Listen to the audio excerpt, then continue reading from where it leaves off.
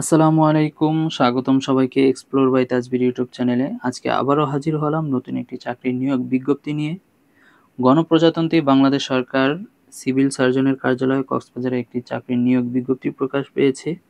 নিয়োগটি প্রকাশ পেয়েছে 19/5/2025 অর্থাৎ মে মাসের 19 তারিখে এবং উক্ত নিয়োগের আবেদন শুরু হয়ে গিয়েছে 22/5/2025 তারিখে এবং উক্ত নিয়োগের আবেদনটি চলমান থাকবে হচ্ছে 12/6/2025 তারিখে অর্থাৎ জুন মাসের 12 তারিখ পর্যন্ত।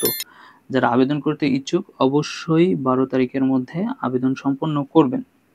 তো চলুন আমরা জেনে নেই যে কি কি পদে হচ্ছে আবেদন চলতেছে এবং পদের সংখ্যা কত, বেতন স্কেল ও শিক্ষাগত যোগ্যতা কি কি রিকোয়ারমেন্ট দিয়েছে।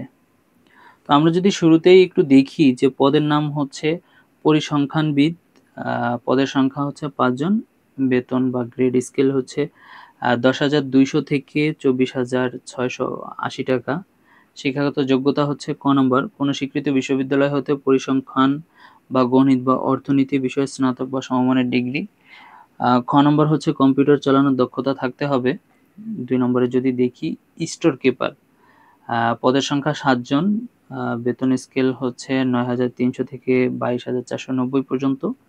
শিক্ষাগত যোগ্যতা কোনো স্বীকৃত বোর্ড হইতে উচ্চ মাধ্যমিক সার্টিফিকেট বা সমমানের পরীক্ষায় উত্তীর্ণ। খ নম্বর হচ্ছে সরকারি বিধি অনুযায়ী জামানত প্রদান করতে হবে।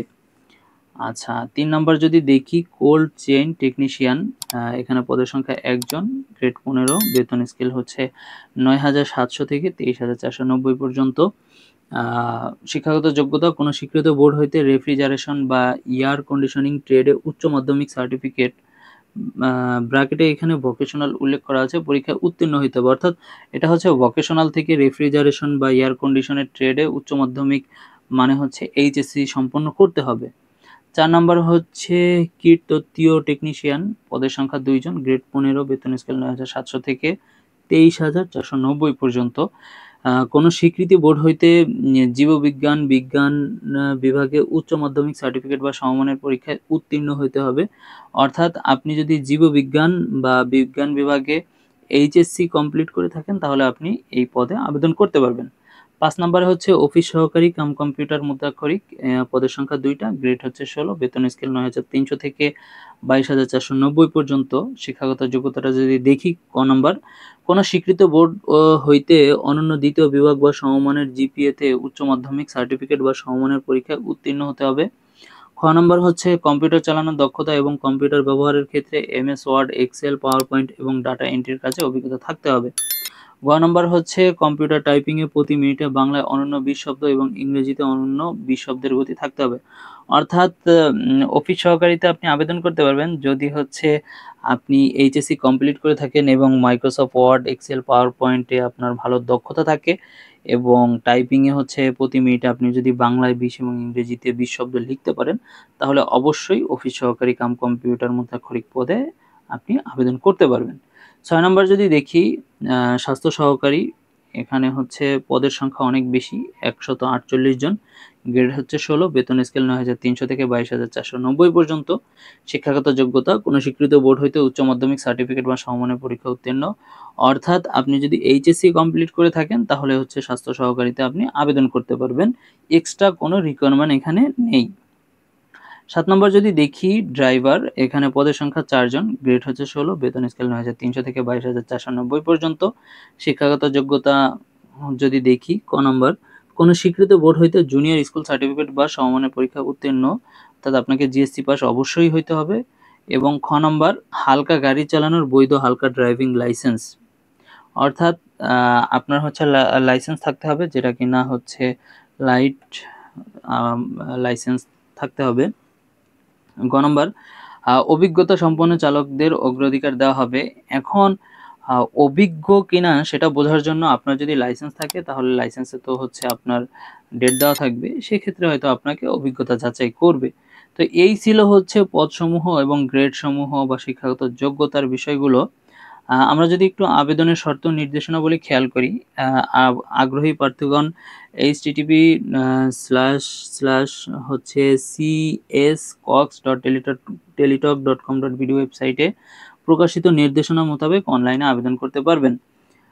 সরাসরি ডাকযোগে কোনো আবেদন গ্রহণ করা যাবে না, অর্থাৎ অনলাইনে আবেদন করতে হবে, ডাকযোগে আপনি আবেদন করতে পারবেন না। 2 নম্বর, নিয়োগ ও কোঠা নির্ধারণের ক্ষেত্রে সর্বশেষ বিধিবিধান প্রতিপালিত হবে। নির্ধারিত কোঠায় যোগ্য প্রার্থী পাওয়া না গেলে সংশ্লিষ্ট কোঠার পদসমূহে সাধারণ মেধা তালিকা হতে পূরণ করা হবে। 3 নম্বর, আবেদনকারীর বয়স 22/5/2025 খ্রিস্টাব্দ তারিখে সর্বনিম্ন 18 ও সর্বোচ্চ 32 বছরের মধ্যে হতে হবে। আচ্ছা, এখানে আরেকটু লেখা আছে, বয়স প্রমাণের ক্ষেত্রে হচ্ছে এফিডেভিট গ্রহণযোগ্য না। সহজ ভাষায় যদি জানতে চান, সেটা হচ্ছে আপনাকে জাতীয় পরিচয়পত্র থাকতে হবে অথবা আপনার এসএসসি যে সার্টিফিকেট আছে সেই অনুযায়ী আপনার বয়সের বৈধতা যাচাই করা হবে। তো এই ছিল হচ্ছে আপনার আবেদনের যে বেসিক বিষয়টা, সেটা হচ্ছে এটা। এখন আমরা যদি হচ্ছে একটু ফি সম্পর্কে ধারণা নিই, তাহলে হচ্ছে আমাদের যে আবেদনের যে পদটা আছে, এই পদের জন্য 1 থেকে 7 পর্যন্ত যে পদ আছে, উক্ত পদের জন্য পরীক্ষার ফি বাবদ 100 টাকা হচ্ছে প্রদান করতে হবে এবং টেলিটক সার্ভিস চার্জ বাবদ 12 টাকা সহ সর্বমোট 112 টাকা অফেরতযোগ্য অনধিক 72 ঘন্টার মধ্যে জমা দিবেন। অর্থাৎ আপনি যখন আবেদন করবেন তার থেকে 72 ঘন্টার মধ্যে অবশ্যই আপনাকে এই ফিটা জমা দিতে হবে, অন্যথায় আপনার আবেদন বাতিল বলে গণ্য হবে। ঠিক আছে, এখানে বিশেষভাবে উল্লেখ্য, অনলাইনে আবেদনপত্রের সকল অংশ পূরণ করে সাবমিট করা হলেও পরীক্ষার ফি জমা না দেওয়া পর্যন্ত অনলাইনে আবেদনপত্র কোনো অবস্থাতেই গৃহীত হবে না। যেটা কিনা আমি ইতিমধ্যে আপনাদেরকে বলে দিলাম যে ফি জমা না দেওয়া পর্যন্ত আপনার আবেদনটা হচ্ছে অ্যাকসেপ্ট করা হবে না। তো আপনি যদি নিজে আবেদন করেন তাহলে হচ্ছে এখানে একটা ফরম্যাট দেওয়া আছে, SMS ফরম্যাট। সেই ফরম্যাট অনুযায়ী আপনাকে হচ্ছে টাকা পে করতে হবে, অর্থাৎ এখানে দেওয়া আছে। আর যদি আপনি আবেদন করতে না পারেন তাহলে অবশ্যই পার্শ্ববর্তী কোনো একটা কম্পিউটারের দোকানে গিয়ে আবেদনটা কমপ্লিট করে ফেলবেন।